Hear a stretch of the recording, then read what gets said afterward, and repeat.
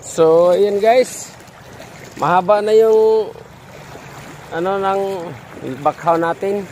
So, medyo low tide pa. So, natin, tanim natin mga ilang piraso to. 1, 2, 3, 4, 5, 6, 7, 8, 9, 10. Kasi isa walang dahon. Magkadahon din yan siguro. Ayan. 10 piraso. So, ilagay natin dito yung malalim. So, ayan. Okay. Tanim pa rin tayo. So, ito na yun po. Kasi sayang, mahaba na. So, ayan. Mahaba na siya. Okay. Ayan. Mahaba na si bakhaw. Ayan.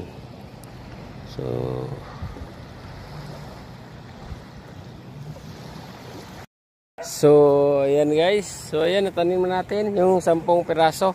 So, ayan. Bilang tayo. So, ayan. Yung isa. Yung walang dahon. No? Yung maraming ugat. So, ito. Pangalawa. Ayan. Pangalawa.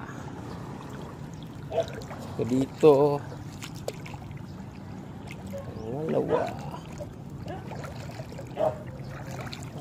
Pangalawa. Ayan. Pangatlo. Tatlo. 4. So, di natin tinatambakan sa ilalim, no? 4. So, isa. 5. So, ayan. 5. Rito. 6. Kahoy, maliit lang yung kaha-6. So, 7. Ayan. Malalim. Andyan yung ugat na makikita. Ayan. So, 9. So, ayan. Siya. Saka ito yung pang 10. So, 10 to lahat, no? Ito pang 9. Ayan. Andyan pa rin yung ugat. Yung kita. So, ayan natin tabunan yan ng alon. So, ito yung last. So, ayan. Ayan yung unang tinanim natin. Okay.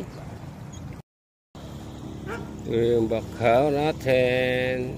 Ito yung 1 year and 9 months na bakhaw. Ayan. Yung ugat, mahaba-haba na. Okay. Ayan na yung ugat niya. 2. So, ayan. Okay.